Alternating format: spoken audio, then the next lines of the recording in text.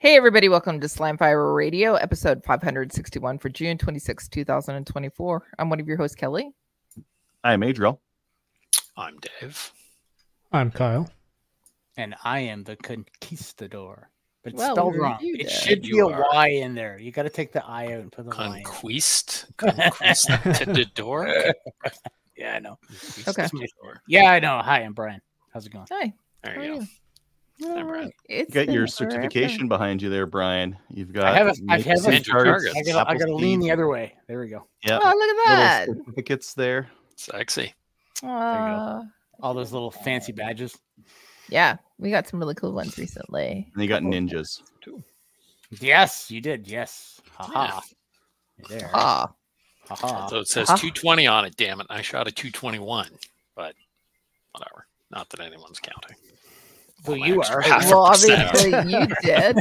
Apparently you're counting. On my Uh-oh. extra 7/8%. Are you going to take that up? She's feisty. You do know that. Or I could just take a marker and just. It's all Or you could just go do another one and shoot like a 230 or 240 or something like that. It's true. Do That a would be way 240. better than I don't shoot enough to earn anything higher than about a 237. That's my highest. So shoot more. I should check mine. I could do that. Yes. Solution. Yeah. Okay. Relentless logic has caught me out, Brian. I mean, I am an engineer. It's what I do. It's true. I solve problems. Mm. People don't always like the solutions, but I do solve problems.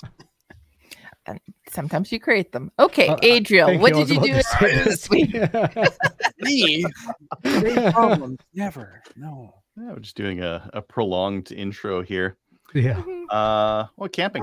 Went to Sherwood Park. Did a little bit of camping, a little bit of shooting. Got the M1 Garand out. Nice. My nephew requested. He did some shooting at cadets, and he was like, "But they were like air rifles, and I couldn't hit anything with them." I'm like, "Okay, I'll bring my M1 Garand to try shooting that." And he shot it, and he was just hammering the steel. At Sherwood Park, there's a steel target, about yay big or something like that, at like a 6-inch plate at 100, and he was just hammering it over and over and over again. So Nice. yeah, I guess it wasn't the air rifle, or sorry, it was the air rifle. That was the problem. I had my 300 blackout there as well. This guy, I was shooting some 110s, 125s, and then some 180 subsonics. And subsonics are kind of interesting. They're very low recoil because it's a very light round to fire, and not a lot of velocity on there. Good stuff though. Today was looking at that O site and being like, "Oh, it's finally for sale. I kind of want one." And I looked up some reviews, and they're pretty much all negative. From the people I trust, they're all negative. From the people I don't trust, they're all positive, but they don't like do anything hard with their guns. So Sorry, what was the opted white you were to- looking at? The red dot. Olight has a new red dot. It's $219, which is outrageously inexpensive for a red dot. That's not Amazon, like Barska or some other crap, right? So I was looking at it. It's got a cool charging case and all that kind of stuff, but I think I'm gonna skip for now. Wait for it to get some more reviews and wait for them to iron the kinks out of Gen 1 and get onto Gen 2. Mm-hmm. That's a solid plan. Yeah. I forgot to mention this last week, but I did get a Father's Day gift when I got home from the other day here. I don't think it's an official Glock product, because it's just a 3D printed stand. But, Did you pay for the filament? yes. Yay! Luckily, not much. But it was made with love, and he knows what you like. It was. Yeah. They know me. Love and copyright infringement. Correct. Warms my heart. Speaking of copyright infringement, I've been putting photos of these on the Discord server, but so with 3-gun, you have like lots of stuff on your belt, right? Pistol mag holders, shotgun mag holders, rifle mag holders. There's lots of stuff. You need to be able to switch and swap. The shot shell holders are kind of tall, and you typically carry them in the front. That's usually where you're going to carry them. I do have a chest rig. I don't need it for most courses of fire. It'll hold like, I don't know, 24, lots of shells, more than I need. So I do like the capability of being able to carry just a couple shotgun shells on my belt. But if you try resetting with one of these things, that's kind of in the way. So I am using an ELS Safariland ELS Tech Lock kind of a setup, which is like this fork and a receiver that's on your belt. And you just kind of hammer it in there. And then you've got your shotgun shell caddy or what have you, right? So, yeah, I like it. How sturdy is it? I'm gonna lay on it later today just to see what kind of I think it's gonna be fine. It feels like sturdy. I've tried loading off of it. I tried like wrenching on it, and it's not coming off. It's not doing anything. So I think it should be fine. I think the other thing that I really like. So normally I use tech locks on everything, right? Yeah. This is like semi-movable. Like you can't do like if you're belted up, you kind of have to take your belt off in order to get one of these things off because they're pretty tight in, especially if you have your belt tight on. So like pulling one of these tech locks off does take a bit of work, whereas pulling these off is a little bit easier. You can do it while your belt is on. The other thing, these tech locks, if you have a whole bunch of stuff on your belt's not actually making contact. Your outer belt's not making contact with your inner belt. So you got to put like little strips of Velcro on your tech lock and hope that holds on to the inner belt. With these, if you use screws like this, that basically gives you straight Velcro inner to outer, just like that. So it takes up less room too. Well, does it? I think it does. Wait, I have one right here. But if you're using screws, it's not as movable. Oh, maybe a little bit less. Maybe just a teeny tiny little bit less. Yeah, just a tiny bit less than a tech lock. But on the back, there's nothing taken up on the back. The front is just a little bit. It will, but like jut things out a little bit further forward, which I don't care. Like for the shotgun shell carriers, I don't care about that. I am going to set up my rifle caddy like that, and then I started looking around my gun room here at the other stuff. I was like, oh yeah, I could use it for that or that, or hey, what if I want to set up my belt for M1 Garand reloads and I want to put M1 Garand pouches on? Well, instead of the tech lock, I can just print another fork, put that on there, and now I can run my M1 Garand on there. So yeah, there's more things I'm looking around here that I'd like to do. I already have my holster on the QLS system, which is like a much bigger receiver. Yeah, and a bigger fork. They are knockoffs as well, but they don't make knockoffs of the ELS, so that's why I had to print these ones. I tried printing some out of PLA, which is kind of like a stiff material that doesn't do so well in the sun. I think these are going to fail because these are not the right material. And then I also made some out of PETG, which should be fine. So got those going. Yeah, and the price was right. Kyle and I were just looking at pricing earlier, and for 2 receivers and 2 forks, it's $46, $47, depending on where you get them in Canada here. So, how much it costs you to make them? $80 each, probably. No, maybe like $1 each. Nice. Maybe $1 each. How long of a print was that? Like, how long were you printing for, and how many on your bed? The forks are like an hour each, and the receivers are an hour and a half. And I've been printing them 2 at a time. Oh, that's not bad. Yeah. So like over a day, I got like more than enough for myself. So I'm probably good on that end. Then the other thing I did. Okay, so I've got these 4 shell caddies. I think I gave my other ones to Ian Runkle. I was looking around for him. I'm like, I think I gave these to someone. It must be an Ian Runkle because I set him up a belt for 3-gun. So I've been using these little 4 bangers here, but I kind of want those 8s again. So I ordered some more.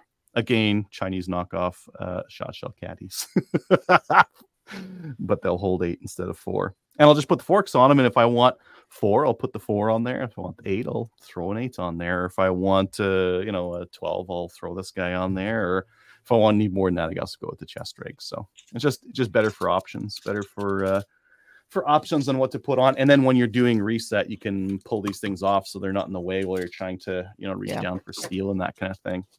because it's like having shot shell caddies in the front, like, oh, it's such a pain to reach for stuff. My Dillon Square Deal press frame showed up. So my press had cracked kind of towards the back of it, I guess, where it like angles down. The new frame is reinforced in that spot. So I bet they had more people that had stress failures at that point. They also sent me some more primer tube plastic primer thing holders, and I swapped all the stuff over. Oh, I don't know how old this Square Deal is. I'm pretty sure it's like 20 to 30 years old. That grease in there stank. Oh, it was terrible. Oh, like right where they've got like a brass bushing, and then where the arms on the press lever go, and that's all greased brass bushings, and that grease reeked. So I replaced it with it's still stinky farmer grease, but different stinky farmer grease, like that green stuff that you smell at tractors and stuff. Yeah, put some of that on there. I got my reg cert for my Raven. It finally came. Yeah, nice. That's 2 months. 2 months basically. So my time frame, if anyone's interested, April 24th. It was verified by the verifier, submitted for a new FRT sub number because no one's stupid enough to get a Raven and 16-inch barrel. I got the number in a week. That happened really quickly, so they gave me the sub number really quickly. I submitted the application the next day. I couldn't submit it that day because even though the system recognized, like I put in the sub number, it's like, oh, that's a 16-inch Raven. I'm like, yeah, it is. Can you submit it? No, we don't recognize that FRT number. You just pulled the so. They said I tried again the next day and it was fine. So I think that's just a peculiarity of how the database works. Submitted the range on Saturday and it worked flawlessly. Not a restricted one. Say again, sorry. Had a Raven on the range on Saturday and it worked flawlessly. Usually air gas system, air bolt, just a different BCG. Yeah, there's very little to go wrong there. Yeah, midway through May, the RCMP analyst emailed me for some pics. I sent them back the same day. June 7th, I called, and then June 25th, I received the register. So that's 2 months plus a day that it took to. If anyone else out there is looking to do the same thing, register a gun, make it with short barrel, it takes about 2 months. That's what you're going to be looking at. And that is about it for me. What about you, Kelly? You're muted, though. Still muted. There we go. Kelly hasn't had anything to say. It's a miracle. Dave, it's a good thing that you're all the way up in Wasaga. I know. So this past weekend, I spent it in Prince Edward Island. Woo! So Kelly Squared made a trip across. We flew to Prince Edward Island because there's a lady seat that was happening on Sunday. So we arrived on Friday, met up with a couple of people that we know, Mr. Gallon, who has been on the show previously, and then also our shoot boss for Saturday. And then, so there was a regular maple seed on Saturday, and then on the Sunday there was a ladies event. Saturday was stinking hot. A whole bunch of people on the line. It was great to see 3 youth shooters on the Saturday, and then again on the Sunday we had again all women's group. But of that, there was 3 youth shooters participating in that lady seat as well. So it was really good to see both youth and women getting into shooting.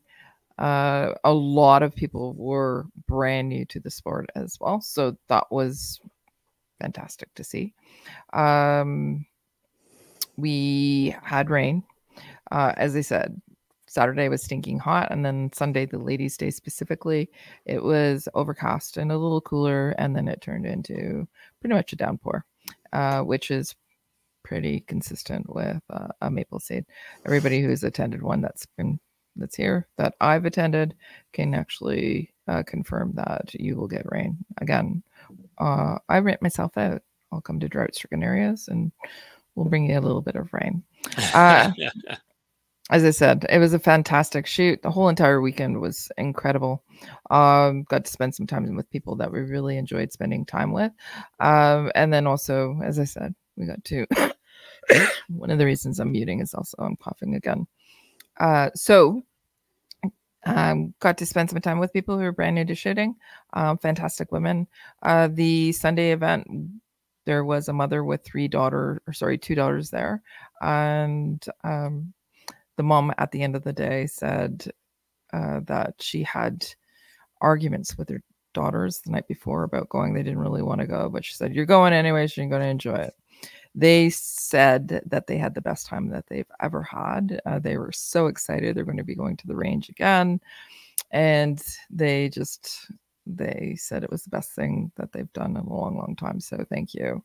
It was a great moment for them. Obviously, they were able to bond together and have a great day of shooting together. So the mom was super thankful. And I wanted to give a shout out to all of the instructors that helped out on the Sundays, particularly because, again, it was 13 women. It was a sold out event as well. Big Boot, which is in Breadalbane, Prince Edward Island. It's a really small club. Obviously, Prince Edward Island is a really small demographic. There's only 150,000 people on the whole entire island. So there's not a lot of people to draw from. So Kate McCory, who does the Prince Edward Island Women's Outdoor Network and Shooting Club, she's the one that asked for this and coordinated this and sent it out to her members. So when I sang 150,000 people on that island, we have a hard time selling out both the or a co-ed event, but the Ladies' Day sold out immediately. So Kate McCory, just want to give her a shout out too, because she's a rock star. But yeah, it was wonderful to do. We got up at stupid early in the morning on the Monday, caught our flight. It was 4:00 in Moncton, so that means 3 a.m. here in Ontario. Got on our flight, and I was able to get home at 1:00 and promptly had a nap. So this weekend, what's going to be taking place is I'm going to Collingwood, so going up to Blue Mountain and going to be doing an event up there. And yeah, my next couple of weeks are book. So that's it for me. What about you, Dave? I was out at Baseborden last Sunday for an ORA short range practice, which was awesome. Had a bunch of people bail because it was supposed to rain, which it did. It sprinkled a little bit, so we got a little damp, but it was an awesome day. It was great. And I discovered and came to the conclusion that I'm really critical of people who don't come shoot when it rains or the weather sucks.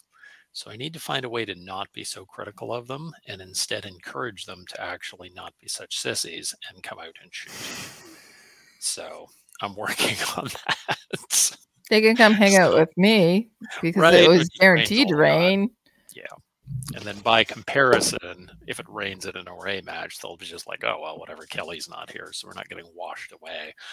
So I sent an email out afterwards explaining to people why they should come shoot in the rain. You know, it doesn't always not rain when you're hunting or when you're out in a match, and maybe your equipment doesn't work and the weather's not as bad as you think it's going to be anyway, and dress properly and you get badass stories because you're a badass if you're out shooting in terrible weather. So anyway, correct. So did that and sorted brass. So I have brass buckets at my events, and I just tell people, if you don't want your brass, throw it in the brass bucket and I'll deal with it. So I came home from an event last week with 5 buckets full of 223 and 9mm brass. I mean, probably, I don't know how many hundreds of rounds are in there, but maybe 1,000 rounds of brass. So if anybody needs any 223 brass, let me know. I gave away 500 rounds of 308 brass a couple of days ago, and I think I'm got about the same again. And I got a bunch of 6.5 brass, so I know who's getting the 6.5. But if you need any 223, let me know. I got piles of it. And that is about it. How about you, Kyle? What have you been up to?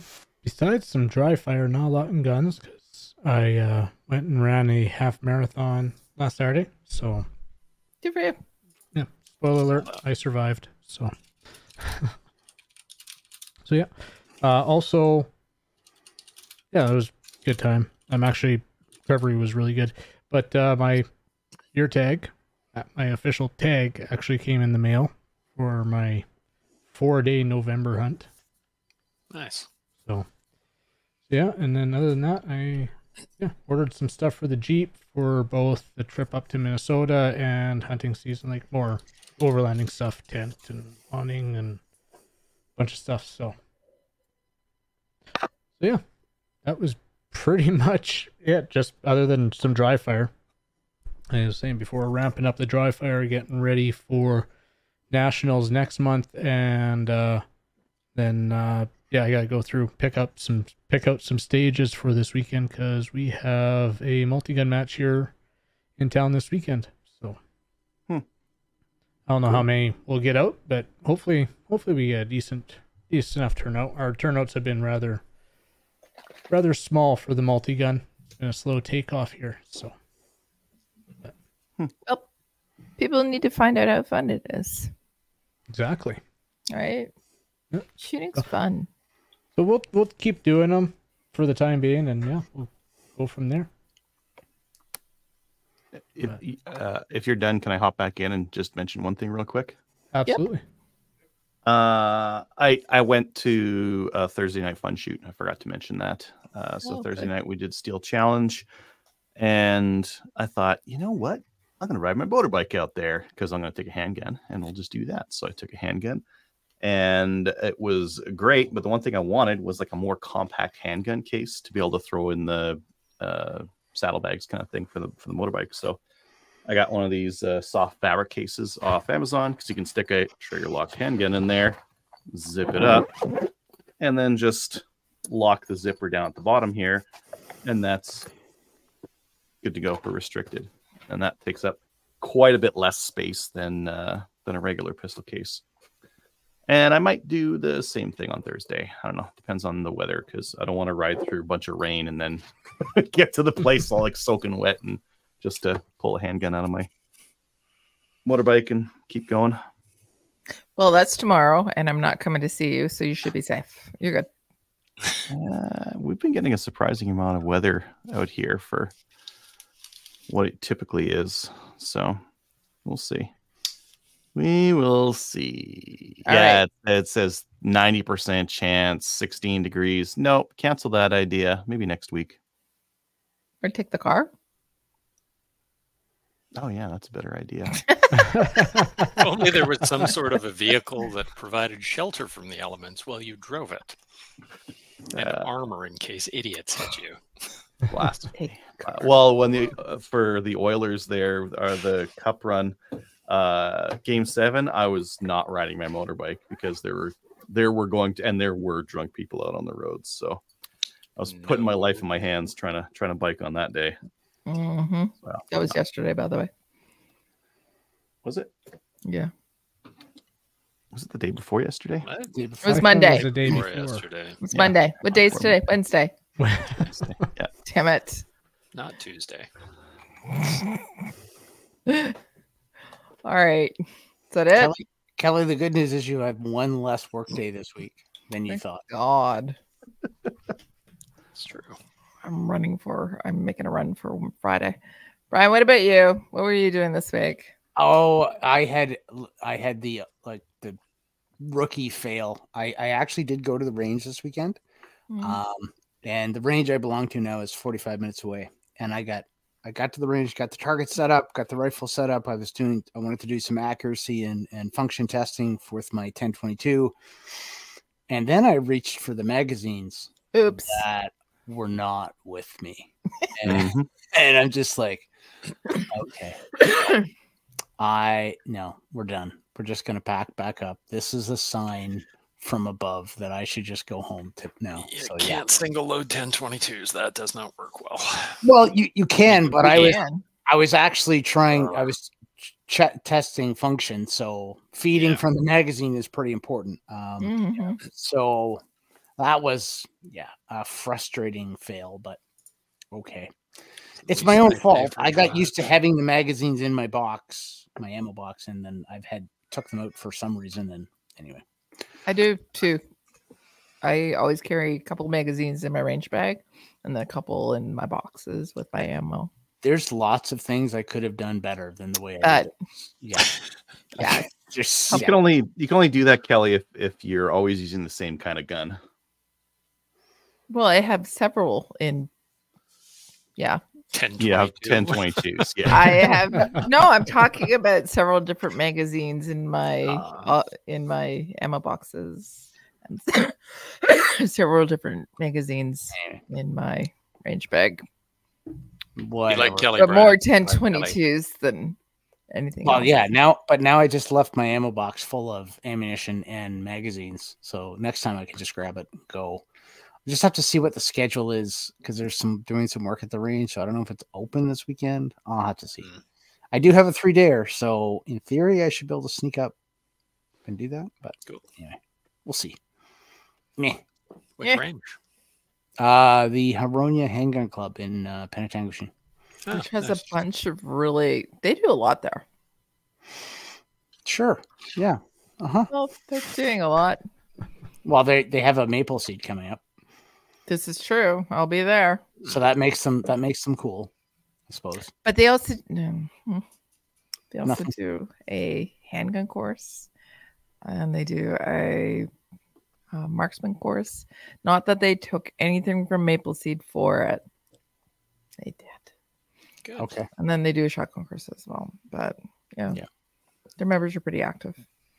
Okay. Is that it?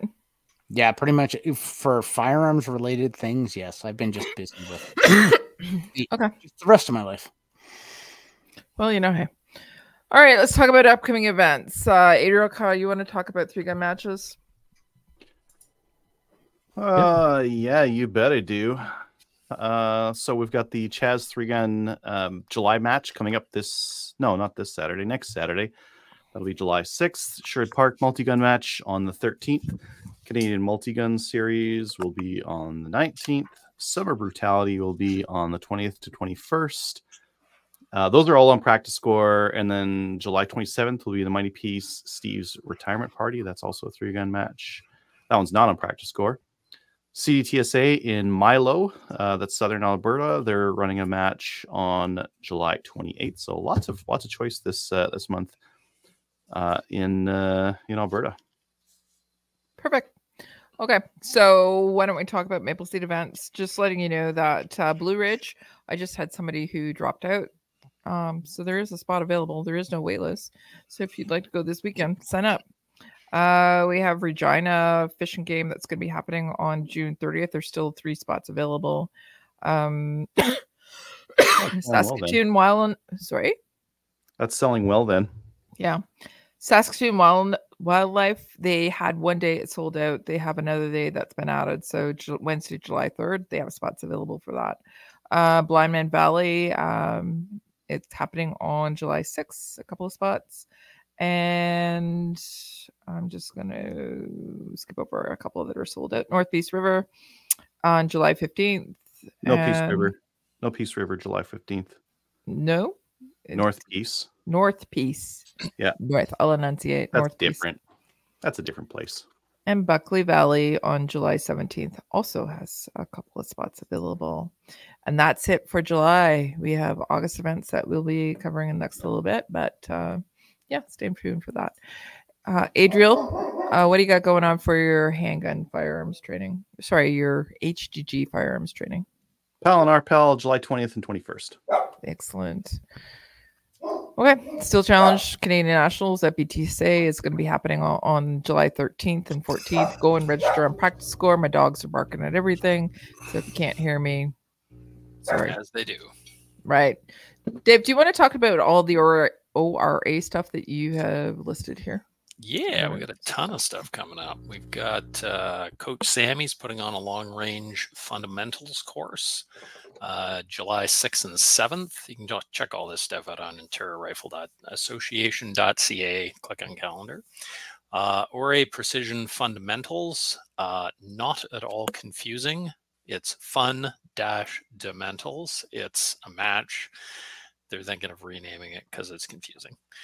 That's July 20th. And then we've got ORA CQC match, which is a rifle match in the morning. And then that's followed by a CQC match, which is rifle handgun transition, where you can just shoot it with a carbine. And then an NSCC style pistol match in the early afternoon. So come on out. It's 3 matches in one day. And you can find them all on Practice Score as well. Yeah. And Dave, you're going to be the RSO match director for the day? I am not. Oh, who is? Not for any of those. Long range fundamentals. I don't know who's doing that one. Precision fundamentals will be our friend Chris Service Rifle, and then CQC is Andrew and Dave. Dave. E. Okay. Hey, Cool. Dave, help a brother out. What's the date for CQC? 28th of July. July 20th. You could check out the calendar at Ontario Rifle Association. I could, or I could ask my friend Dave, who's right in front of me, who has the calendar in front of him. Who will then give you a hard time, so it's probably easier just to go check the calendar. No, this is more fun for me. Well, that's And true. More fun. If you were paying attention, he just read it as well. I missed. Yeah. Paying attention to Dave is on the off the range. I don't pay don't much do it on the attention to regular Dave. either. That's- So- yeah. I'm sad. I pay attention when it's important. Yes. It's better when people you get away with more stuff. All right, let's swing into the news because there's a lot of things that are going on. Who put in there the IBI? I just read this. This is pretty awesome. IBI and also, excuse me. Go ahead. IBI is coming in, and Ultimate and Precision have come under new ownership and management, and they're implementing some changes. They want to shoot for really fast turnaround times, it looks like. So But still that's good quality product. Yeah, that's good product. Mhm. So good for them. Maybe we can chat with some people about that, see what's going on. There's something here that says how's the 2020 OIC ban going? The RCMP have reported that only 723 firearms, have been willingly surrendered by owners, a mere 0.14% of all known licensed firearms on the banned list. So not so great. I And feel safer. yeah. So when we're talking about willingly surrendered, people are just giving them up for some reason. Again, It's probably estate stuff. People died. exactly. Their families don't want to deal with it. I know a few people that lost them because of unfortunate circumstances. They moved, they got sick, somebody in the family died, and you can't sell this stuff. You can't give it to another person. So I have a question. Hmm. Kyle, Yes, any of your guns part of that 700? there will be one of them. Yep. Yeah, that's what I was thinking. Moving down to the US, you're not able to export it. So, Yeah. So, okay. Yep. Yep. So yeah, mine's blame. one of those. Okay. Welcome to my life right now. So, All right. So somebody also inputted here about the Liberals losing in a by-election that was happening in Toronto. We do know that the news is freaking out. Maybe, hopefully, it's a sign of things to come. Because maybe the Liberals will lose the next election. That's what we're all hoping for. That would be nice. my favorite part of Yeah. this entire thing is that all of the Liberal, well, not all of them, but a lot of the Liberal cabinet ministers and the PM were in that riding, running down everybody and calling them names if they voted Conservative, including Krista Freeland, who said the alternative, voting Conservative, was cold and cruel and unthinkable and small. Right? So once the Conservatives finish sacrificing your children to the dark gods, you're going to feel bad about this and come back and vote Liberal. So here's the deal. I looked at the election results and I saw that it was 500 and I believe it was 60 votes that the Liberals won by. That was being close. so that being said, when I looked at all the independents that received votes and the Marxist and the marijuana party, and that was well over 500 votes. Yeah, there were 80 people on the ballot because Right. some group that's trying to change the way elections Voter are going. reform. Yeah. They put in like everybody who wanted to have their name on the ballot, they just threw them on. The Rhinoceros There's one Party person was that on got there in 0, by the French. way. I'm going, how did he? They couldn't even vote for themselves. Because he Did he? didn't live in the riding. He couldn't legally vote. Didn't believe in himself. No, he couldn't vote for himself. Didn't live there. So yeah, the Liberals got smoked. Well, they didn't get smoked. They lost by 2%. But In our The stronghold, Conservatives that's got- a smoking. Well, and the Conservatives got 20 points more than they did last election. Last election, they got destroyed. Like the Liberal got 54% or something last time. Oof. So the Liberals were kind of celebrating. They kind of thought they'd won, and then they finished counting the votes. So in the early morning, the Liberals, a lot of them went to bed because, hey, we won, and they woke up in the morning and they lost. Diddle. I saw that. So, That yeah. made Glorious. me very happy. It is. This is not a political podcast. However, it is a political podcast when we're talking about being able to keep our guns. And Justin said that he has to work very hard now because he has heard what the voters have said, but he's not leaving, which is what they've said. So, Yeah. whatever. I don't think he he can't leave.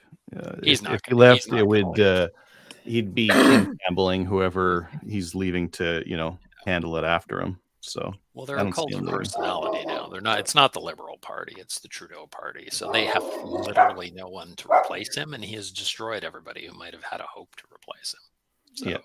Well, he's following his father's footsteps. His father stayed in power until he died. So, and then his father's brother took over. So it's fine. Yeah, that's true. yeah, that's very true. Very true. Sorry, I just had to yell at my dogs. Okay, let's get into SIG. So apparently they lost their lawsuit about their self-firing guns. Any more? I didn't read this, so what was going on with that? Obviously, the ones that you just drop it and yeah, those ones, the Yep. ones that you can. They use AI to determine when they need to fire, and they need to fire often. Apparently, Just don't drop Yeah. your bombs left. they're not drop safe. And this one was actually one that went off in someone's holster, which is odd. But I don't know. I've been watching some Ben Stoger stuff, and apparently he's been having some SIGs do some weird stuff, specifically the P320. Yeah, okay. the P320s. He's been Well, seeing them do some weird stuff, and It's good that that's what we're getting for our Canadian Armed Forces, right? Brian, you you're got to stuck do in whatever weird the stuff. U.S. does. My 320's never done any weird stuff before or after I sent it in to have the trigger Job replaced. done. Yeah. So I don't know. It's interesting. How would it go off in a holster? I wonder what the holster was, and I wonder what was happening with that. Not sure, but they lost that lawsuit. And aside from that lawsuit, there's also been some other unintentional discharge problems that they've had. Okay. All right. Well, interesting stuff. All right, let's get into new gun stuff. New gun stuff is brought to you by Bullseye North. Need a new boomstick? Bullseye North is Canada's shooting superstore and a proud sponsor of the CCFR with a wide selection of guns and top trending gear for any shooter. Free shipping on orders over $250. Some exclusions do apply. They now have a $17 flat rate for shipping on orders below $250. Subscribe to their weekly newsletter to get the first access to the hottest deals. So let's get into that. Adriel, what do we got for Bullseye? I think you have Bullseye's got a new Henry shipment of rifle. Henry. Yeah, they got some Henry rifles that they've got in. So if you're looking for the H001, which is their lever action 22, or an octagonal one if you want something old timey, or the Henry US Survival, which is the AR7, right? That's AR7. Yeah, 449 in camo. That's actually a good price for one of these. I don't really like shooting these things, like in terms of the whole idea. The gun goes into the buttstock, but the gun to shoot is actually pretty crap. It's survival rifle, not like a nice to shoot rifle. But if you need something to stick in your canoe, I wouldn't want it in camo though. Okay, you have a canoe accident. Where's your gun? Disappears into the water. It's now part of the wild. Like all It's my guns. invisible. Yeah. They got some more stuff. 22 mag, 22 LR, etc. Another page. I like the little pump action. That's a sexy little rifle. Yeah. I've also got a single shot with a, what do you call it? Butter knife bolt handle, like that flat kind. A 410 lever action shotgun, a pump action 22. This has got to be like, imagine a lever action. A lever action Side shotgun gate. would be awesome. It's a side gate. Really? Oh, I have yeah, not it is. seen a 410. side gate shotgun before. It's a Huh. 410. They're small, so why not? Invector Mhm. chokes. Full Chopstick included. gun. How many can you hold in there? Six in the tube? That's like $50 worth of ammo. Anyways, You I find noticed it. about that. If you can find it, yeah.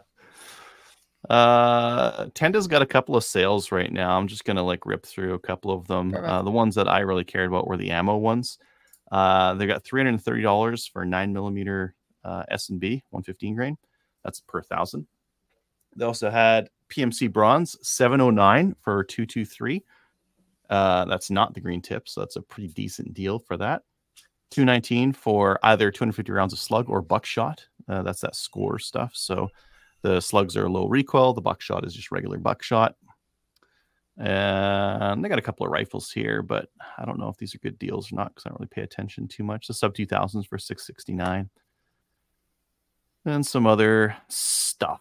Oh, they had some cheap 40 and 45 if you're looking for that. I'll buy the 1,000 if you buy it. Calgary Shooting Center has a sale on their Sauer rifles. JP Sauer, not just like they're not out of date. They're just sour.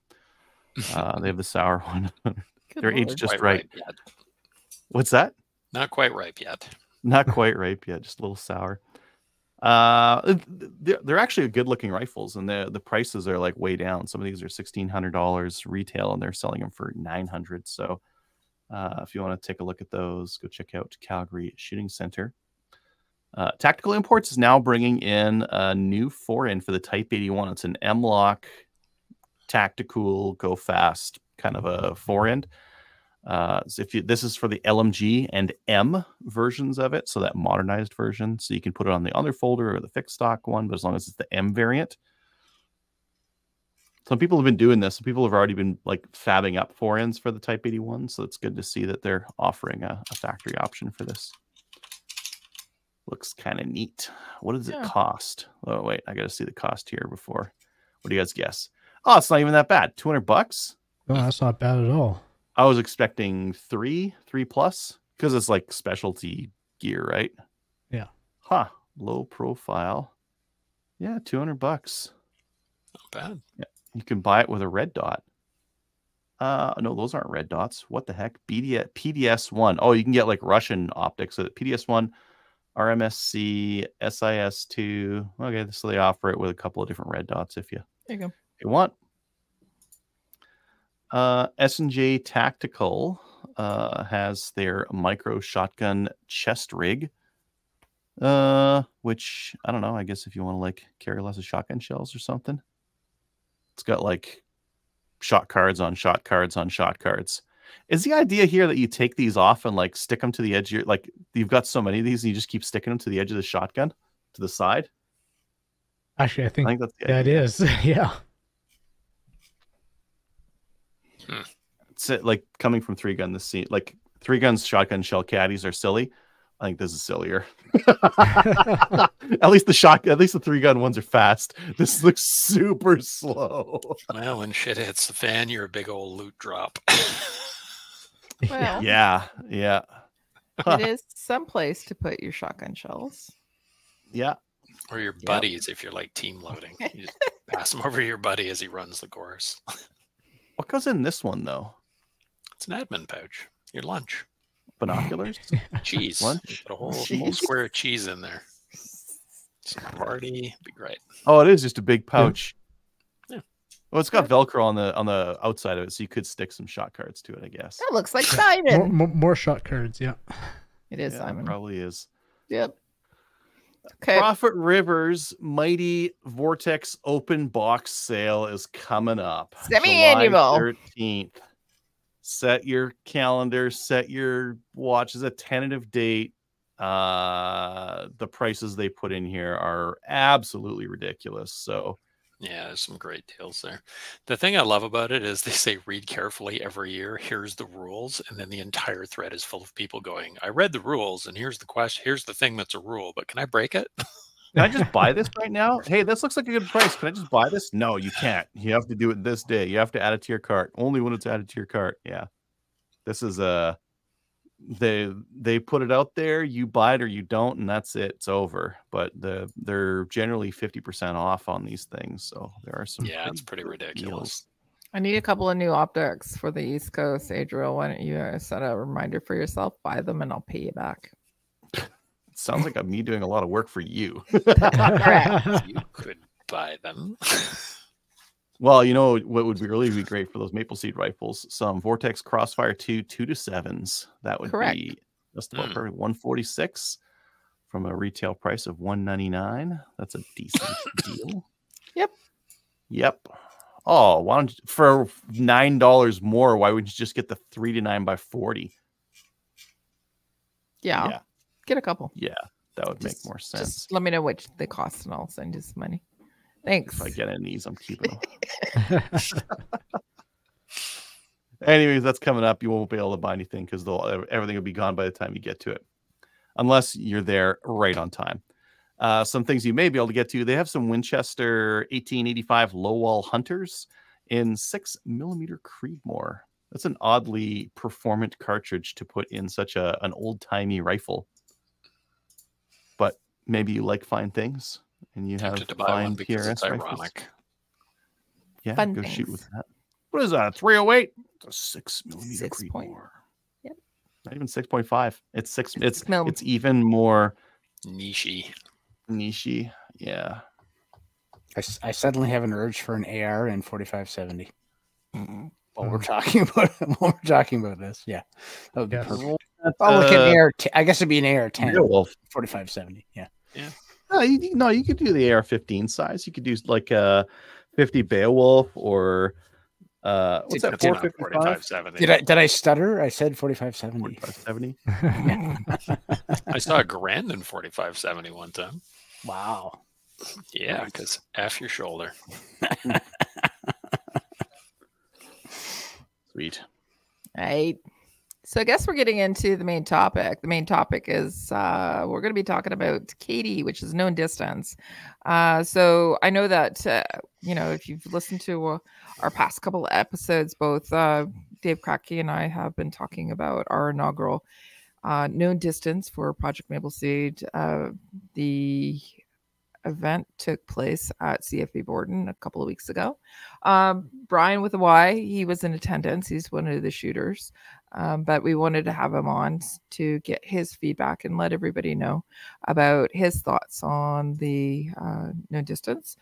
And he agreed to come on and get abused a little bit in the meantime as well. So welcome to the show, Brian. Just verbally abused. That is Just verbally. correct. Yeah.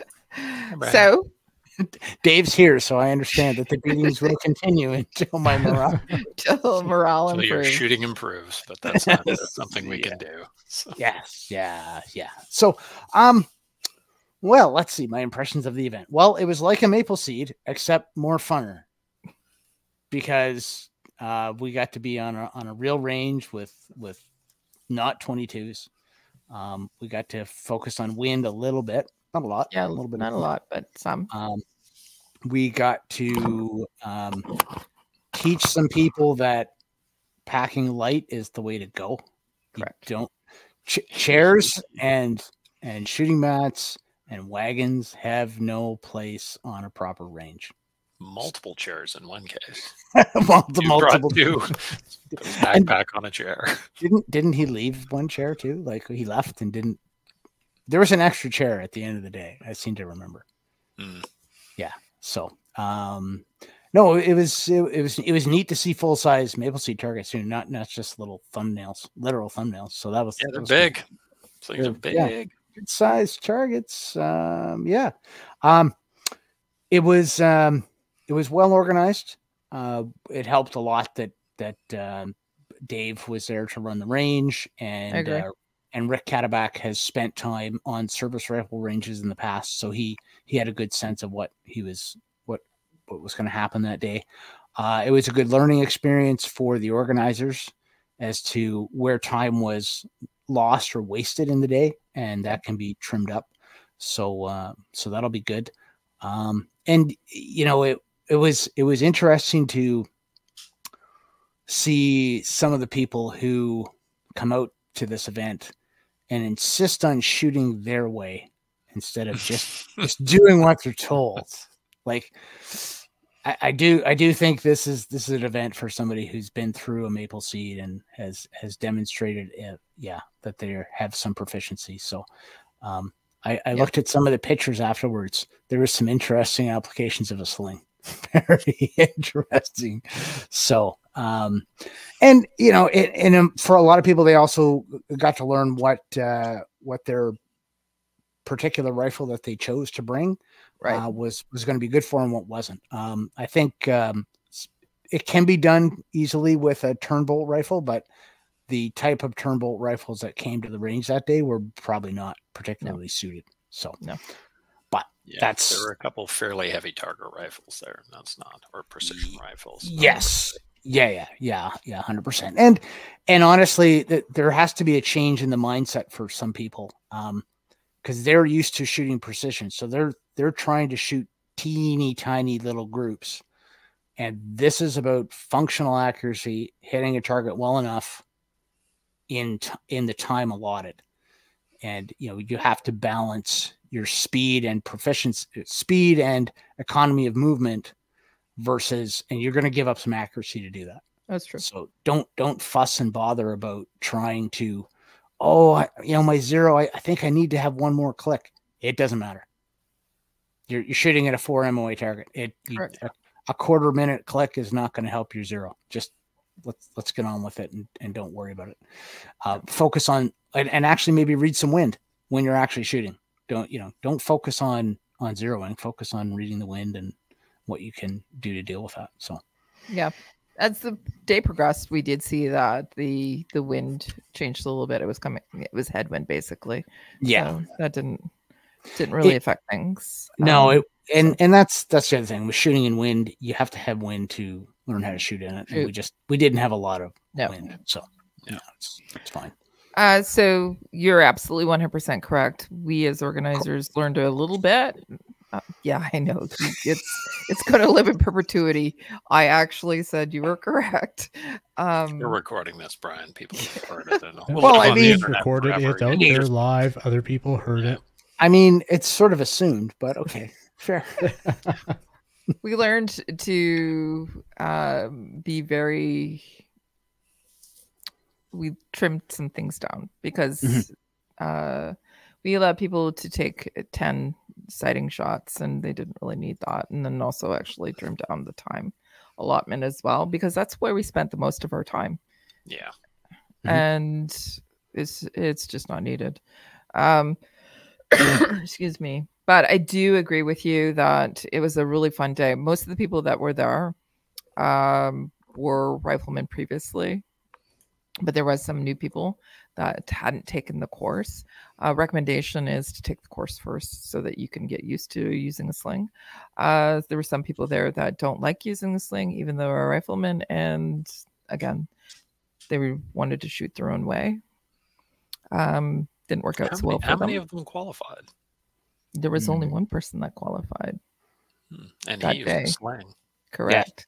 Yeah. And I fundamentally don't agree. I don't agree with using my sling. I think it's a silly thing to do. I'd much rather shoot off the mag. However, this is what the syllabus was for the day. Let's just do what it's for. If I want to come out and shoot something different, then I should come out to the range and do something different on a different day. So just follow along. Kelly, do you remember the name of the gentleman who was shooting with me? Yes. Albert. So Albert was a very new shooter, and he obviously hadn't been through a rifleman through a maple seed yet. He had the most tremendous attitude through the whole day. He just soaked in things and kept positive. That was the wonderful thing about it.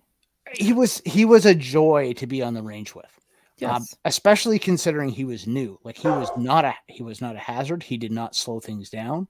He just, okay, you want me to do that? Okay, I'm going to go do that now. He was great. He was and I look forward to shooting with him again. He's only going to get better. you So know, he did a little backwards. He's going to be at our Blue Ridge, our Blue Mountain event this weekend. So it'll be great to good. see him. nice. But I think it also, shooting the known distance also made him want to take a regular maple seed so that he could see where it is at the 25 meters, the scaled targets, and then go back and do the known distance again. Yeah. So his attitude was fantastic. He did have a personal squire, that was me, that followed along behind him. Yeah. I think he took more from the day than anybody else. I agree. Oh, yeah. 100%. So no. Yeah. you And, go ahead. and the fact that he kept you occupied and out of my hair was good too. It's True.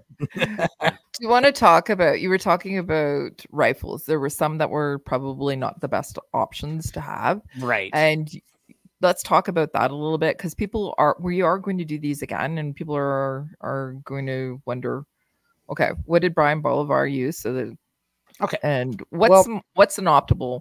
Because here in Canada, again, we can't take our AR-15s. If No. it would be a So- great option if we could use our AR-15s for these. Yes. Now, the best alternate to an AR-15, I think, would be one of the Lockhart Tactical Correct. 5.56 rifles. They seem to be fantastic. I'm envious of them. Just because I don't have one. I have one in 9mm. I don't want to have one in 5.56 yet. Because I'm just waiting to see what's going to happen. But the rifle I used was a Maple Ridge Armory Renegade. So it's essentially a straight pull AR-15. So no gas system. You have to manually cycle the bolt.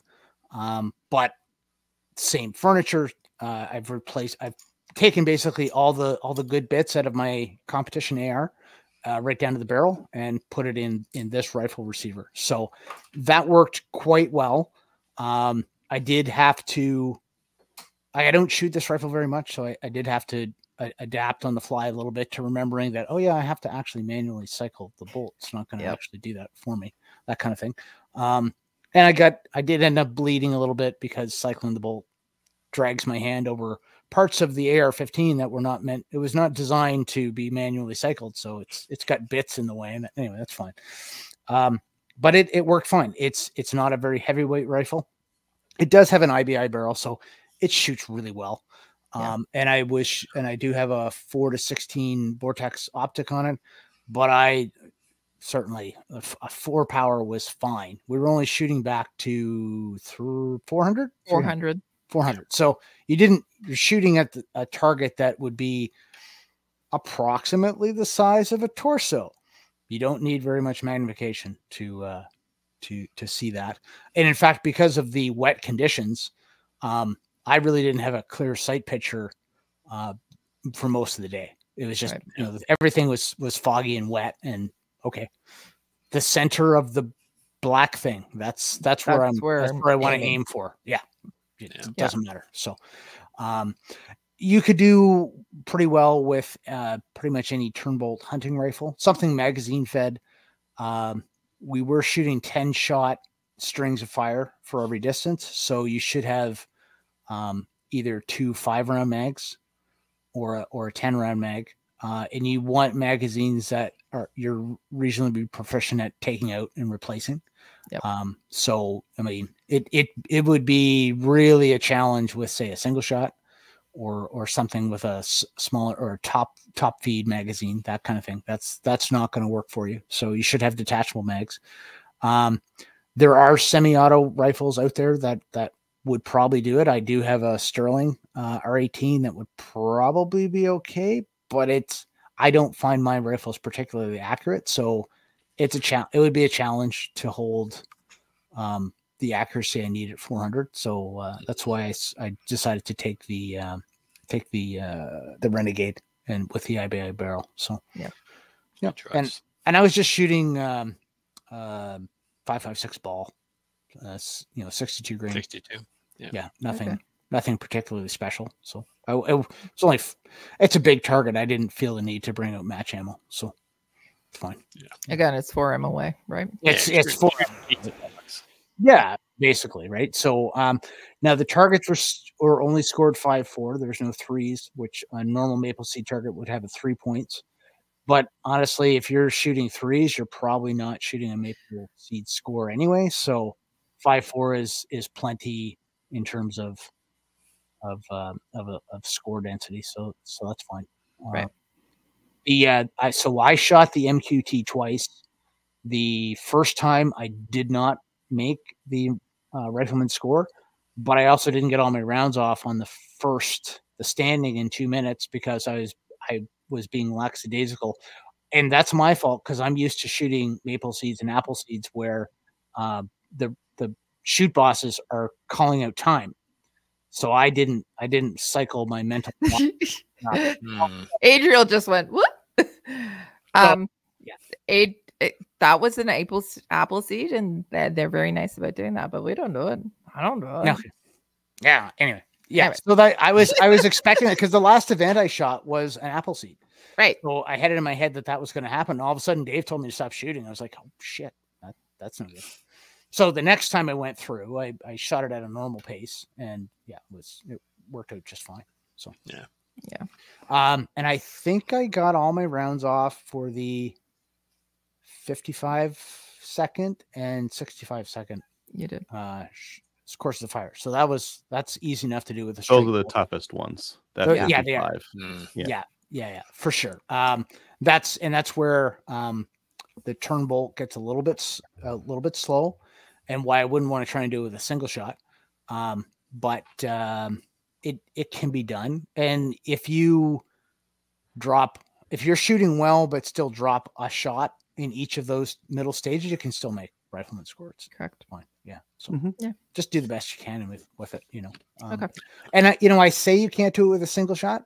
I came awful close to getting an apple seed score with a single shot 22. So you're very close. It can be done. Yeah. I think I was 1 point, 2 points. Yeah. I think it was a 209, you were just underneath. Yeah. Like I didn't realize I don't think about that at all anymore because frankly, because I've shot distinguished a couple times, that's kind of where I think I should be shooting. So if I get something that's close to a rifleman score, it doesn't even kind of register with me. So that's not me being arrogant. It's just my personal standard for myself is a little higher. So that would have been really cool to do that. And and probably the next time I do a maple seed event, I'll bring the single shot just because why not? Why not? If you had a shot that all day, you would have gotten. Yeah, for sure. Yeah. So I just had a lot of fun showing it to the shoot staff, and they were very confused. But what is this? Because they're very much used to AR-15s and 10-22s and a 1925 single shot. It's just I know that baffled them. So blew their mind. Yeah. Anyway, so back to the event we're talking about. The other benefit I think would be to have dedicated butt staff as opposed to having somebody running a target, and because I forget that there's new people who haven't run targets before. So our new guy, I had to show him how that stuff worked. I had a couple of people that that I've needed to do that with, but that's fine. It can be done. They pick it up and it's dead simple. The target presentation for a maple seed known distance is so simple. There's no handhelds. There's no movers. It's just easy. Target up, target down. Yep. It's great. Yeah, I liked it with the 4-foot. It was just easy. And we were going to use different targets for zeroing, and then just figured, why bother? Yeah. We'll just zero on the same stuff. And that's the only thing that makes sense. Between exposures. Yeah, and the way that reminds me, one of the we talked about that is being able to have multiple targets for the stage 2 and 3, which can be done with those gallery type frames. So that'll be an improvement for people.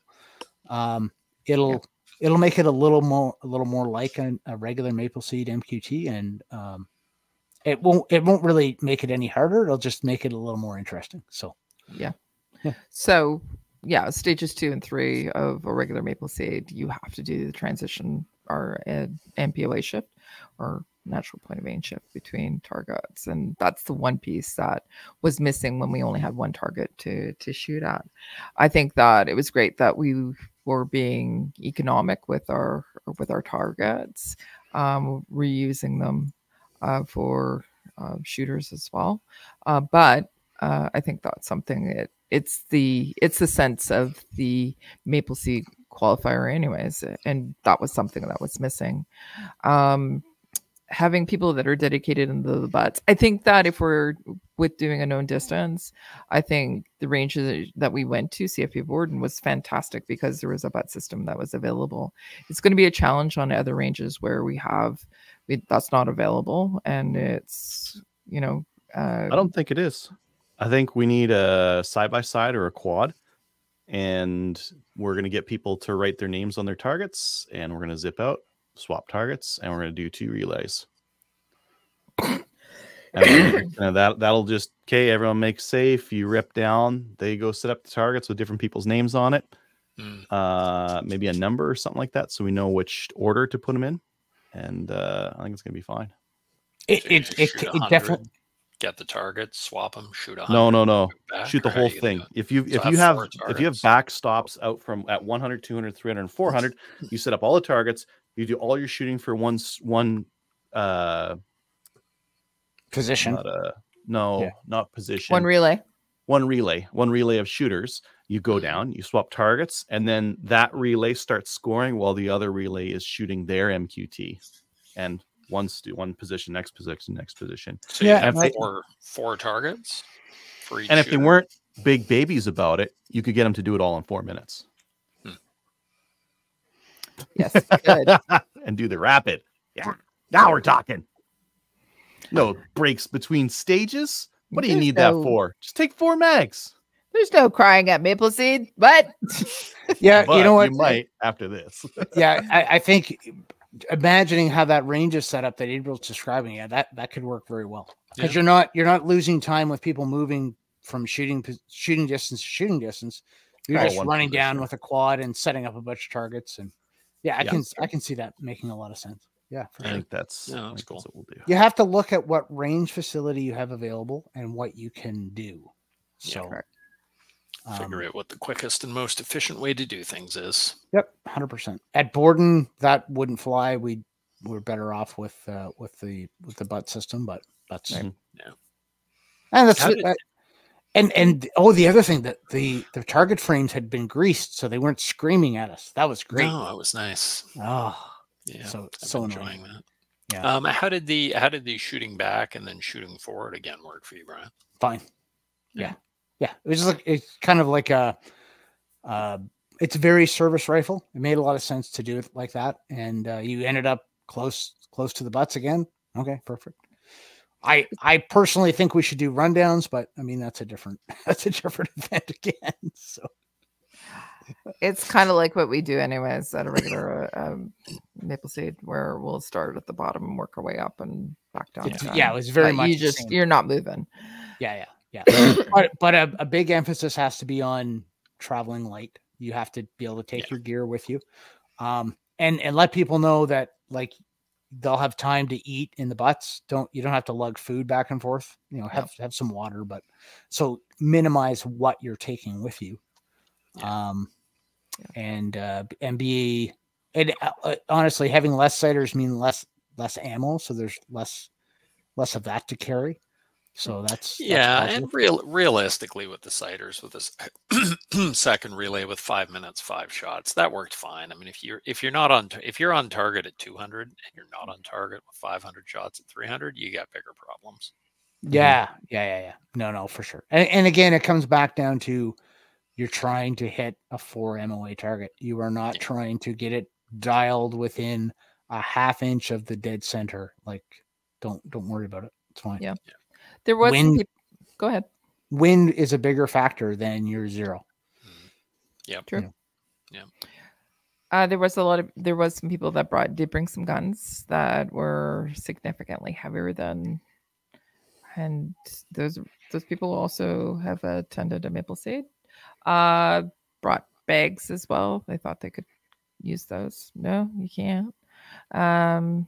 I've seen people like patch, like do well in maple seed with a heavy gun. I think you just have to be used to it, right? Like if you were to use a like an NRA big bore AR, it would be pretty heavy. Like you'd have a big bad heavy barrel on that thing, but you'd also be used to shooting it and used to holding that. One of these was a full size precision rifle. It was that would be tough to shoot standing. Yeah. Like 24-inch heavy barrel, like it was a monster. And this was the one guy who, like, we were talking about shooting position and neck position and stock, and he said, well, what about free recoil? Different style of shooting. You're not shooting on bags and you're not bench shooting. This is something different. This is more what you would do if you're hunting or some other application where you would have a rifle that you need to employ. Correct.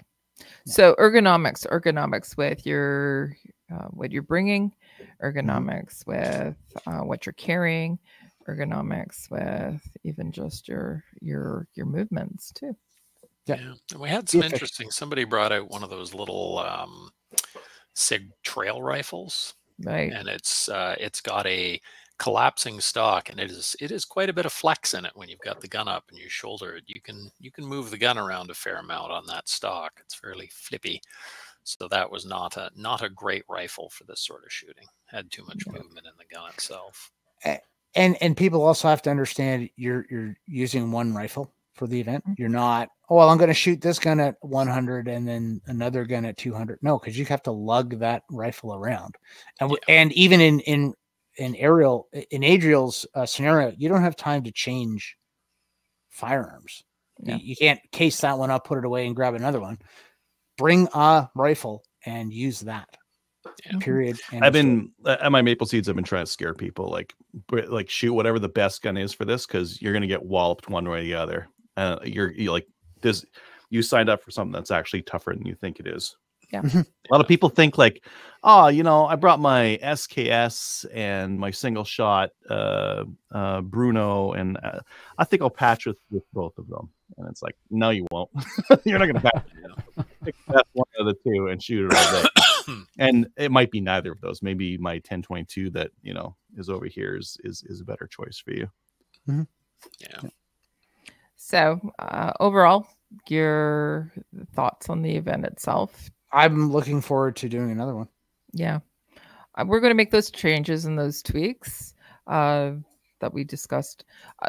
The good thing is that it's something that has been developed and we adopted it for us. But it's been sitting there for a little bit, and we haven't had the opportunity to run the Course of Fire. And then prior to actually running the Course of Fire, we had several meetings with Dave and Chris, but we also actually chatted with Brian as well beforehand, because you guys are seasoned shooters. You've shot Maple Seed, and you've also shot Service Rifle too. Even up until the night before, when we're all having dinner, we were still talking about it and making some changes.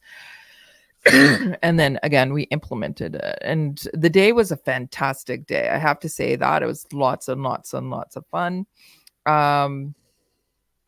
It is different than a Maple Seed, but it was a fantastic day.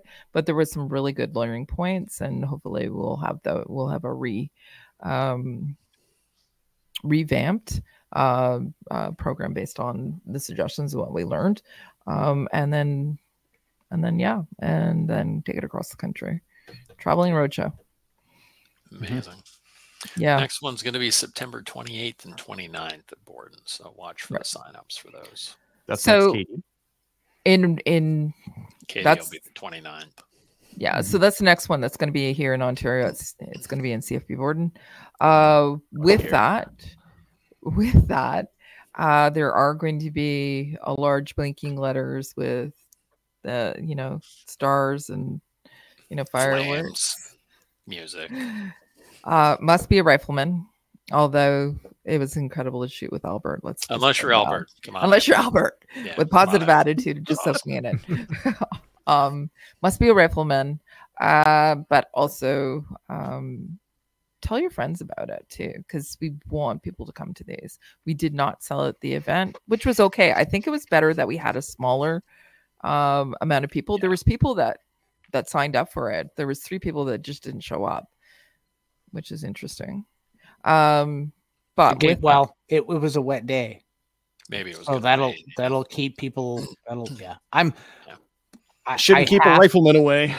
I half agree with Dave. I don't think I'd be excited about going to a practice in the rain, but an event, yeah, sure. Rain's not going to stop me from coming to an event. Something where I can keep Practice in score. the rain.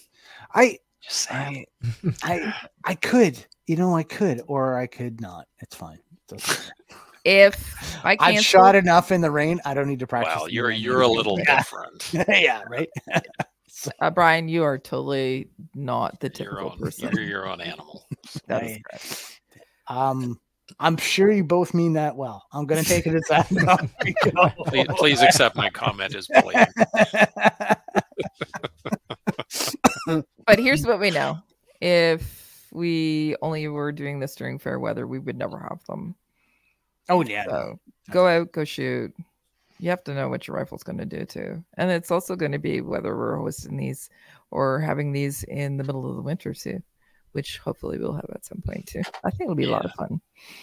I'd rather shoot in the rain than 35. If it's 35, everyone's just going to die. And if it rains, you just have to wear a jacket. Who cares?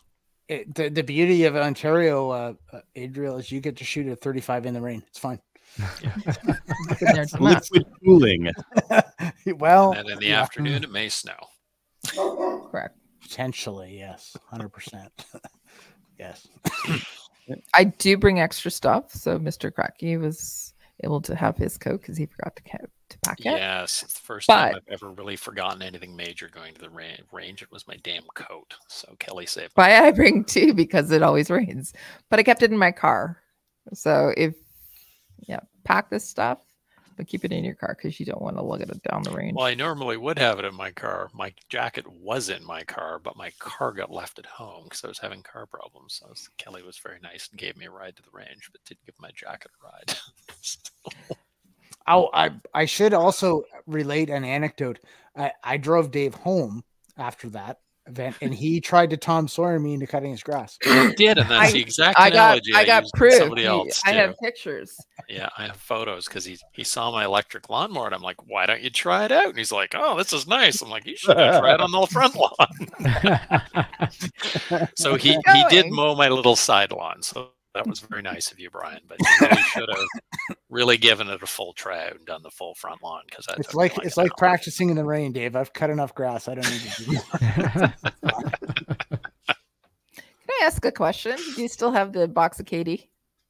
Oh yeah, Yeah. Where is it? it's in my Is it? cupboard. Is it Oh yeah, no, I mean, Waiting to in your be eaten. in your cupboard? Are you going to eat it? yes. Just save the box. Oh yeah, Eat I'll your say. trophy.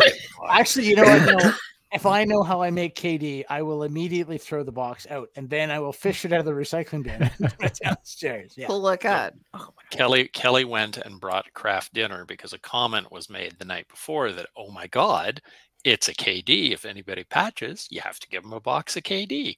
So Kelly went out the night before, went to the grocery store and bought 8 boxes of KD. 8 boxes because I was Just in I case. was anticipating a lot of riflemen. So Brian got a signed by Rick and Kelly box of craft dinner, which was That is freaking awesome. So well Did you done, not Kelly. sign it too, Dave? No one asked me to sign. I said I said that Kelly and Rick had to sign it, and I had a pen for them, but no, I didn't. Nobody said that I You should need to sign it. Oh yeah. I'm just the range officer. I don't matter. Yes, you do. As That long was as Next time everybody's you're at safe, I Brian's don't place. matter. Yeah. that was one thing that we I'm gonna did sign note. his rifle.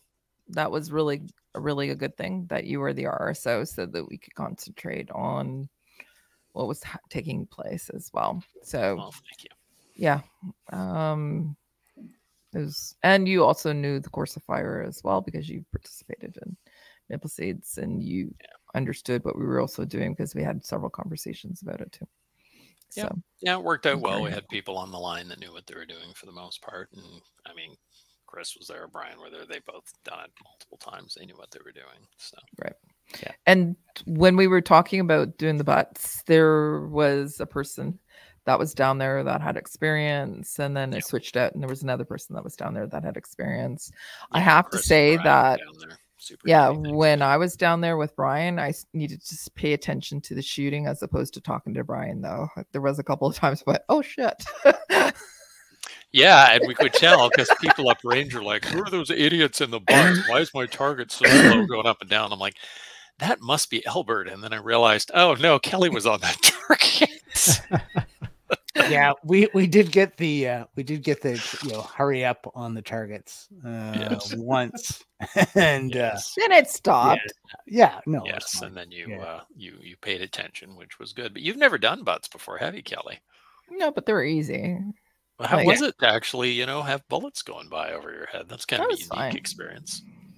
Yeah, it was fine. We did have, a wild turkey on the range too, and it was interesting. But yeah, it was fine. I thought it was really cool to see the impact. The berms are obviously very high, so yeah, it was fun. Cool. Things you Yeah. learn. Oh, also, Kelly, now that I'm thinking about it, when you're putting in, and this should be part of the briefing, when people are at this type of event and they're shooting, if they have nothing else to do, charge magazines. Charge magazines. So you can do lots of things. Don't just stand there and talk. Always, until your magazines are full, you're not finished doing what you're doing. So And your So- brass is picked up. and if you can't talk and fill your magazines, shut up. Yeah. Fill your mags. Fill your mags. Solid advice. Yeah. So one of the best comments or recommendations we had for Albert, who was poor Albert, we're picking on him. But for Albert, and this was Dave. Dave said, "Albert, watch Brian. Whatever Brian's doing, that's what you're going to be doing." And that's one of the reasons why he learned so much. And he was watching Brian, and Yep. whatever he was doing. So Yeah, and those lessons I've learned the hard way too, because Yeah. I have been spoken to sternly for not filling magazines when I had time to fill magazines. Well, the style of shooting that we generally do, Brian, either CQB or service, you've like some of those matches, you've got 6 mags and you've got like 2 minutes to bomb your mag up before you're back out there. yeah, So 100%. you're just frantically filling magazines, like anytime- you're running back and forth. And Yeah, it can be a bit stressful. Oh, you end up with a bit of stress about, are my mags full? I got to go fill mags, and yeah. didn't you go up to the firing line though? There was one mag that wasn't full. I think so. yes. There And you might have went rookie mistake. Yeah, there was a few things that didn't go 100% that day, but Yeah, it went well. Oh, speaking Still. of magazines, we had one gent, the guy that had that SIG trail gun. He showed up with a 530 AR-15 magazine. All good. He had 2 other magazines. He had never yeah. actually put ammunition in. So it turned out that his 5-round magazines were actually 4. And he had 2 of them, and they both held 4. And he didn't realize that until he started shooting, and then realized he wasn't counting the rounds because he was frantically bombing up his mags. So he went to shoot and went, ah, crap. Pulled the next one out, threw it in, ah, crap. So good lesson on knowing your equipment. And if you buy new magazines, make sure they hold as many rounds as they're supposed to. They were sold as 5 rounds, and they held 4, and they were Why would tight you even run those? Why wouldn't you just run like 10 rounders? because they only had one. He only had one 530 at AR mags. I don't think he owns an AR. But these are so, AR mags. Yeah. You could just buy Yeah, you these. could get cross mags, but he doesn't know, right? So Yeah. he bought the wrong mags and didn't test them. So know your equipment, test everything, and make sure everything's cool.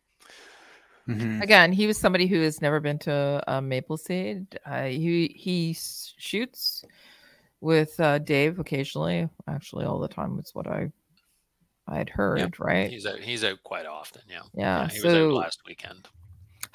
what was his feedback?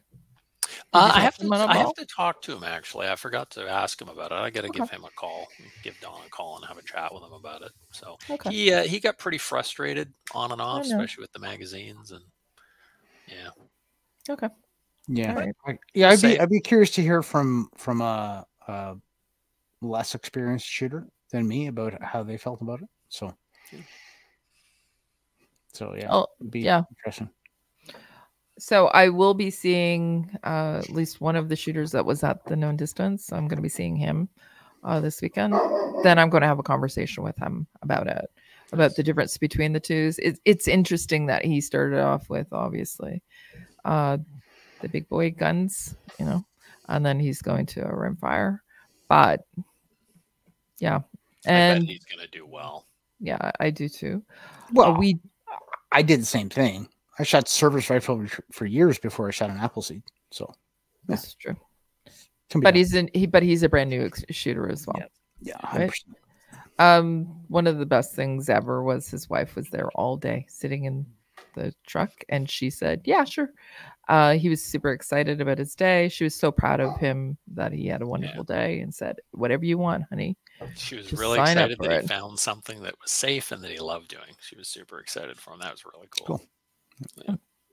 So, okay. Okay. Any last comments about our known distance? Not for me. Can't wait for the next one. Me too. So, Adriel, here's your chance to questions before we take it out to Alberta. I'll ask you on the Shoot Boss call and grill you for information so we can do it out here. All right. We have lots of, like, I think a range with no butts, but 1, 2, 3, and 400 meter berms with spots where you can put targets, and a quad or a side-by-side would be okay. I don't think I want to do 15 students for something like that. I think I'd probably keep it to less, maybe like 10. Because I'm thinking about like the target. What's the target board going to look like with 5 really big targets on it? Probably going to run out of space on most. And I don't feel like putting target lines out at 1, 2, 3, and 400 meters. I'm just going to use backers where I can. And I know of a number of ranges that have that multi-berm setup where we could have like I can do 10 students, we can do 5 and 5, and we can just be enrolling them, and they can be scoring. The ones that finished shooting can score and bomb up, and the ones that are shooting, I'll just watch them do their string, right? Yeah, I'd be interested to see, you know, the width of those ranges as well, the range floors, how wide each individual berm is going out to 400. Yeah. How many shooters can you put on? 5. Chaz could probably do like 5 shooters with those big bad targets. But like they do service rifle out here, and they do something similar with like varying distances and targets, that kind of thing. And they have tons of base space here, so that part isn't the limiter by far. Okay. It would just be time for road trip. Need that quad or that side by side to rocket down and collect targets and rocket back up again. Yeah. Make sure you put them in the right order when you put them down there. I can think of a few ranges in Alberta that would be good for that, with the different ranges of backs. Prince George has got that set up. I think Edson would be good for. Yeah, Edson would be fine. I'd want to do it close to a major center so that I can get either people from Edmonton or Calgary out to one of those things, though. Because that's where we've got all our riflemen. Our riflemen are like where the people live, and they all live in Edmonton and Calgary. Well, not all of them, but like a big portion of Alberta's population is in the cities. Yeah, and your audience is much smaller than a traditional maple seed. Like the traditional maple seed filled up instantly, as they all do. And then we didn't sell out the known distance. Yeah, part of that was we didn't have enough time. Yeah, like we put it up fairly late, and again the maple seed just filled up instantly anyway, but the known distance didn't. So you have a smaller pool of people to draw from. Yeah, especially if it's riflemen, right? So yeah, okay. I'm looking forward to the next one here. I'm looking forward to our Shoot Boss call where we can chat about it a little bit more. I'm looking forward to people talking about it, telling them that they've attended one and they thought it was fantastic, or maybe giving us the constructive or critical feedback too, and we can look at that too. Because what we want to do is, again, we want to roll this out across the country and have people come out and shoot them. It was a fun event. It was a great day. So yeah, it was. I enjoyed it too. Yeah, nice and I'm finally happened. I think that Brian Patch. Yeah, I was just going to say, I think it's very apropos that Brian was the first, rifleman that known distance.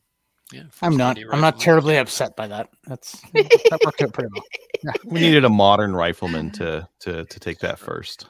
Yeah, Yeah, there I you wasn't surprised. Put it that way, Brian. I was not shocked. go. I wasn't terribly surprised either. Yeah. Yeah. I wasn't surprised at all. So, but pleased nonetheless. So, Yes. okay, kids, I'm gonna have to jet. I have another call to take. So, All right. Thank you, Thanks Brian. for coming on. see you all. Appreciate it. care. See you, buddy. All right. What do we get into now that Brian's left us? Oh, he's finally gone. Thank God. No, right? We can start talking about him. When we get into listener feedback, yeah, why don't we get into listener feedback and we'll look at Discord. Sorry, Kyle, what do you talk about? Is it Rags? Rags, yeah. Okay. We had a comment on Discord regarding last week's episode. It was from Rags saying, this last episode was excellent. I appreciate that Dustin can not only call out politicians on their shenanigans, but do so intelligently. His willingness to share his methods was great. The Jagmeet Singh story was hilarious. Yeah, if you don't know what that's about, go and listen. Called him out. It was awesome. Emails. Let's talk about Tony. Tony's sending his mid-year review. Adriel, it's up for you.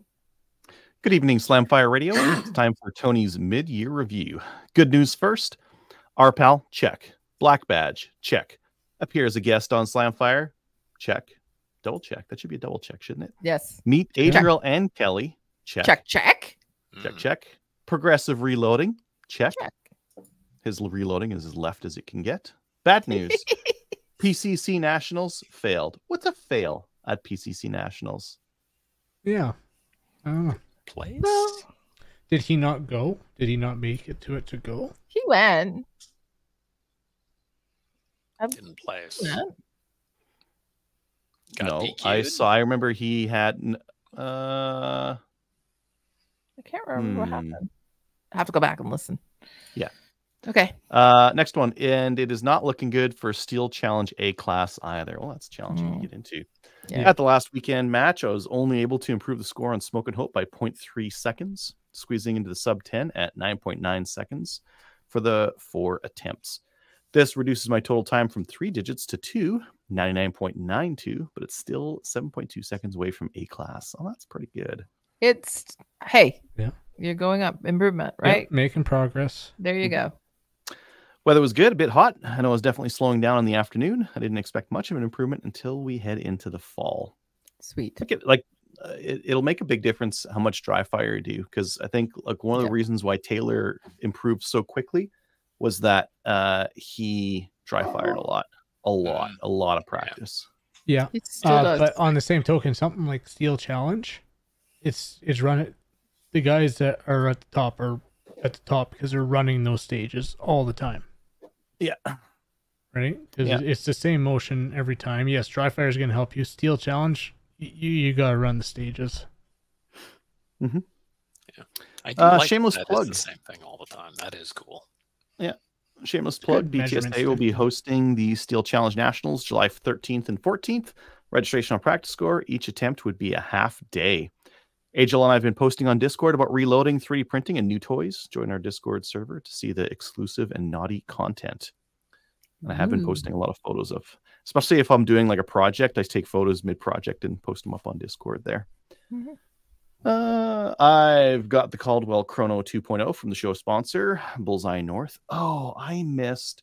There's a new Chrono out there. Who's making it? Crap. It's the it's Labrator. Labrator is making it, and it said made in Canada. And it is that new micro one that Garmin makes. It's the same. Oh. Yeah, Really? they released that at SHOT Show. Maybe they're just getting them in now because Yeah, I just saw they weren't being made yet, but yeah, Lab Radar, they released it at SHOT Show. Yeah. Cool. Now they're starting to. I think I saw the price. It was pretty recent. I think it was 5 something. It was cheaper. It was cheaper than the Garmin. Anyways, excited to see that. Once again, great service, fast shipping, and I am not getting sponsor money for this. I've tested it out with a Nerf gun, getting some very inconsistent 70 FPS average with an SD of 11. Whew. We'll do more testing with some 223 and 9mm loads at the range, and I'll share those results on Discord as well. So far, the Bluetooth app does work despite having super old and crude visuals. I think that's like pretty standard for like Bluetooth apps for shooting stuff. The apps are terrible. They're all terrible. Well, they don't have hundreds of thousands of dollars to hire a UI developer, so I'm not shocking. No. That concludes my mid-year review. Good night from Tony. Awesome, Tony. Doing a great job. Nice shooting. YouTube, Kyle, do you have those up? I do. Excellent. So we got a few comments for last week's show. First up, a few from Tony. It says, host debate, spotting scope, straight or angled? I've never used an angled one, but I am intrigued and like the idea of an angled one. It's nicer. You can mount it a little bit lower on the bench, like on the table while you're shooting, and then just look down into it. Whereas if it's straight, it needs to be quite a bit higher and it won't be as steady. Like this, you could pretty much just leave this on the table and not extend it any. So you get some extra stability because it's lower down to the ground. Now, if you were prone, the straight one's better, in my opinion. Yeah. You can't get the other one low enough. Unless, well, you can turn them sideways, but then it's all goofy. Everything's topsy-turvy. He goes on. I think it would be much funnier if the block becomes the official opposition. Blue on blue. Again. That'd be funny. Yeah. And PCC chamber flag. I started with the bolt closed behind chamber flag until the bolt actually broke the stem off my flag.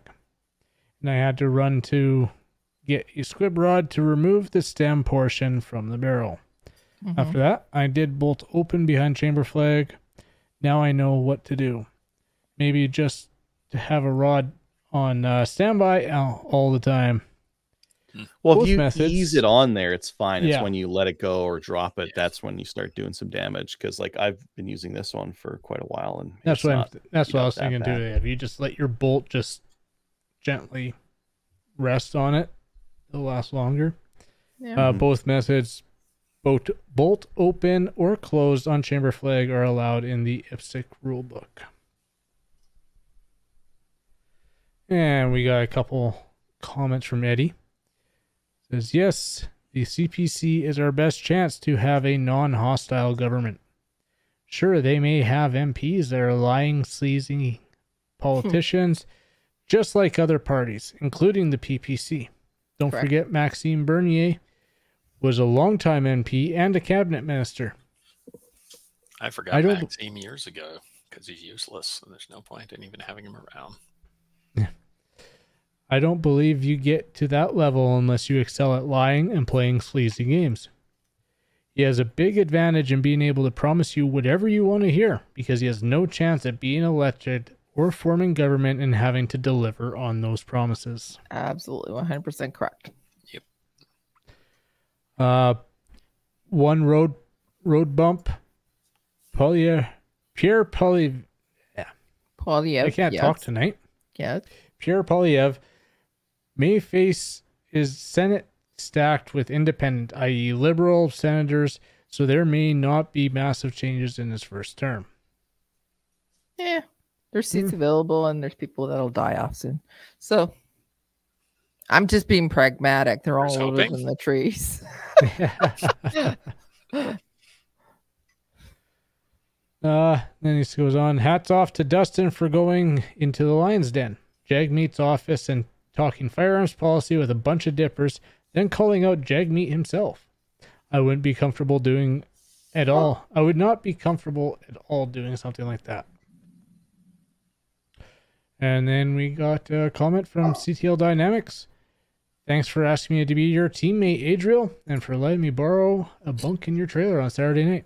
Match was a blast and can't wait to go head-to-head at BOA. Also looking forward to... with him. We're going to go from like friends to enemies, back to friends again.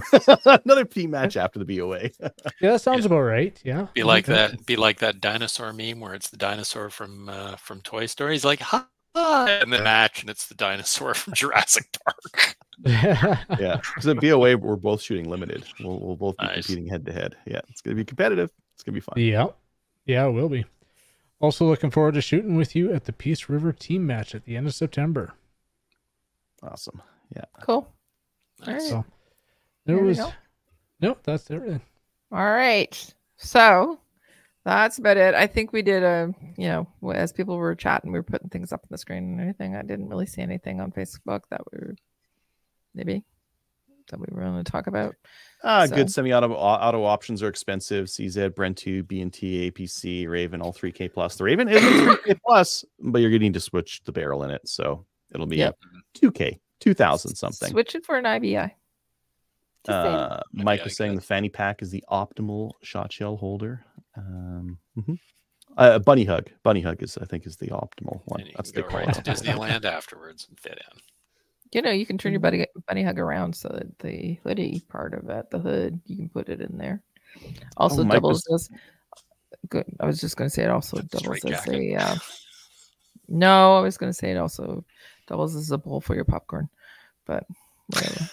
Mike was mentioning the King of 22 is in Saskatoon this weekend, Oh, really? which we missed. Kelly was asking, no YouTube tonight. Yeah, I never know when we're going to show guns. Part of like YouTube's TOS terms of service says you can't be handling a gun live on screen, or you will get nailed. Who got nailed recently? Ballistically speaking, got nailed. Yeah.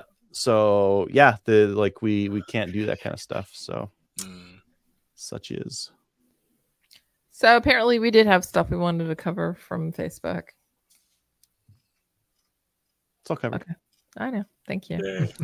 Yeah. So a couple things. Cabela's, we do have a link on our website for both Cabela's and Brown Owls. Go to the slamfireradio.com website and you can use that link to help support us.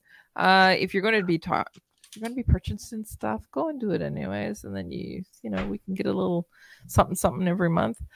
We haven't had anything recently. Cabela's link doesn't work, by the way. I don't have one on the website right now. Doesn't For what? work. It's clickable, but it doesn't work. Really? Yeah, You see a don't work. clickable link on there? I do. I thought we got that back up and running. No, Oh, I don't okay. even see a clickable link on there. What? Okay, No. we have. Please retract the last statement. If you'd like to support the show, go over to Patreon or Player and support us there. We'd appreciate it. If you do have an email that you want to send to us, go to slamfireradio@gmail.com, just like Tony does, and send us your mid-year review, or if you have any events that are going to be taking place, we'd love to throw them in our event section. Or if you just want to say, hey, send us an email. Let's get into the shout-out section. Adriel, got any? Yeah, sure. The Thursday Night Fun Night crew at Sherwood Park. Thanks for putting on a great steel challenge. Nice. If it's if I get around to it, I will make it out tomorrow. Excellent. But No it is promises. raining. It is raining. Or forecast. It is raining. Maybe I'll take a pistol out. Maybe I'll take. I don't really have a PCC. Maybe I'll take my kid and we'll take 22s out there. 22 rim fires. Yeah, that's what we'll do. What about your high point? 5-round mags. No. Sorry, everyone. Wait. Let me just load this thing on the clock. Okay. I'd like to thank my dogs. No. Kyle, what about you? No, I got nothing this week. Okay. Dave? I'd like to thank your dogs as well. Also, Kelly and Scott are listening tonight. So, hey, guys. Hey, Kelly. Hey, Scott. Another Kelly. I know. We're taking over the world. As I said back in what I did in Guns this week, I wanted to give a shout out to Kate McQuarrie for all of her support, specifically with the ladies. The ladies event that was happening on Sunday. Again, I wanted to give a shout out to the Women Shooters of PEI. That's the actual name of the organization that she works with. And Kelly Kincaid for being a great travel companion. Guy, Gallon, Lees, as well as Joel for fantastic instruction this past weekend. And also to Team Porter for getting us there on time and being an awesome flight there and back. So I am always going to travel with Team Porter from now on. Team Porter is actually Porter Airlines. Just saying. And one more thing that I forgot to talk about in what I did in Guns this week. So yesterday I booked for coming out to Edmonton in September. So I'm gonna come see you, Adriel, and we're gonna do a lady seat at Sherwood Park. Nice. Yay! Okay. Sweet. Sounds good to me. Okay.